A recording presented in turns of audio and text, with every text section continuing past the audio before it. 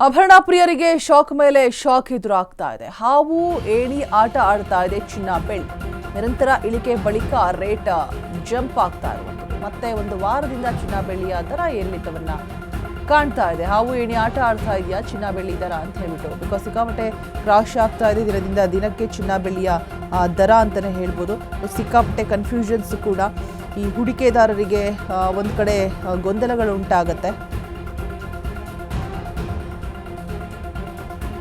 ಏನು ಮಾಡಬೇಕು, ಒಂದು ಕಡೆ ಲಾಭ, ಮತ್ತೊಂದು ಕಡೆ ಎಲ್ಲಾದರೂ ಡೌನ್ ಆಯಿತು ಅಂತ ಹೇಳಿದರೆ ಸಖತ್ತಾಗಿ ಹೊಡ್ತಾ ಬೀಳುತ್ತೆ. ಗ್ರಾಹಕರು ಕೂಡ ತೆಗೆದುಕೊಳ್ಬೇಕೋ ಬೇಡವೋ, ಹೂಡಿಕೆ ಮಾಡಬೇಕೋ, ಇನ್ವೆಸ್ಟ್ಮೆಂಟ್ ಎಲ್ಲಿ ಮಾಡಬೇಕು, ಎಷ್ಟು ಮಾಡಬೇಕು, ಈ ರೀತಿಯಾಗಿ ಒಂದಷ್ಟು ಗೊಂದಲಗಳು ಕೂಡ ಗ್ರಾಹಕರಿಗೆ.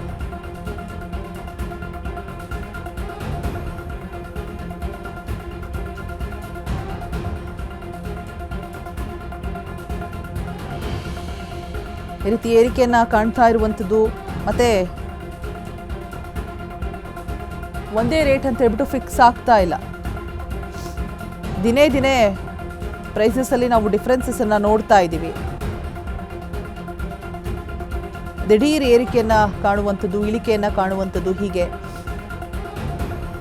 ಒಂದೊಂದು ದಿನಕ್ಕೆ 1000 ಹತ್ತತ್ರ 1000, 1100, 2000 ಹೀಗೆ ಏರಿಳಿತಗಳು ಕಾಣಿಸುತ್ತೆ. ಇವತ್ತು 10,000 ಇಳಿಕೆಯನ್ನು ಕಂಡಿದೆ. ಈಗ ನಿನ್ನೆ ಮತ್ತು ಇವತ್ತು 2 ದಿನ ಕೂಡ ಇಳಿಮುಖವಾಗಿರುವಂಥದ್ದು ಬೆಳ್ಳಿ ಬಂಗಾರದ ಬೆಲೆ. ಕೆಲವೊಂದ್ಸಲ ಇಳಿಕೆಯನ್ನು ಕಾಣ್ಬೋದು ಅಂತ ಹೇಳ್ಬಿಟ್ಟು ಮತ್ತೆ ಮುಂದಿನ ದಿನಗಳಲ್ಲಿ ಅಂತ ಹೇಳ್ಬಿಟ್ಟು ಅಂದ್ಕೊಂಡಿರ್ತೀವಿ, ಬಟ್ ನಿರಾಸೆ ಆಗತ್ತೆ.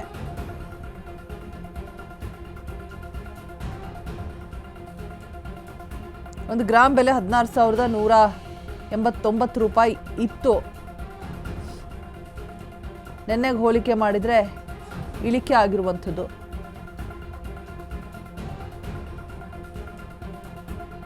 ಏರಿಳಿತಗಳು ದಿನೇ ದಿನೇ ತುಂಬಾ ವ್ಯತ್ಯಾಸವನ್ನು ಕೂಡ ಕಾಣ್ತಾ ಇರುವಂಥದ್ದು.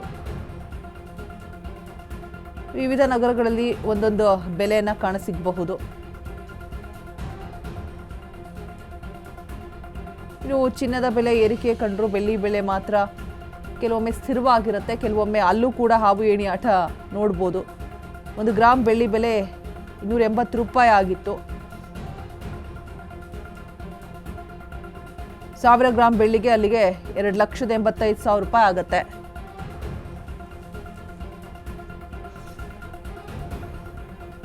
ಫೆಬ್ರವರಿ 25ರವರೆಗೂ ಕೂಡ ಈ ರಾಯ್ಟರ್ಸ್ ವರದಿ ಏನಿರುತ್ತೆ ಅದರ ಪ್ರಕಾರ ಅಧ್ಯಕ್ಷ ಡೊನಾಲ್ಡ್ ಟ್ರಂಪ್ ಅವರ ಕ್ರಮಗಳನ್ನು ಸುಪ್ರೀಂ ಕೋರ್ಟ್ ರದ್ದುಗೊಳಿಸಿದ ನಂತರ ಏಷ್ಯಾ ಮಾರುಕಟ್ಟೆಯಲ್ಲಿ ಚಿನ್ನದ ಹೂಡಿಕೆದಾರರ ಸಂಖ್ಯೆ ಹೆಚ್ಚಾಗಿದೆ ಅನ್ನುವಂತಹ ಮಾಹಿತಿ ಕೂಡ ಇದೆ.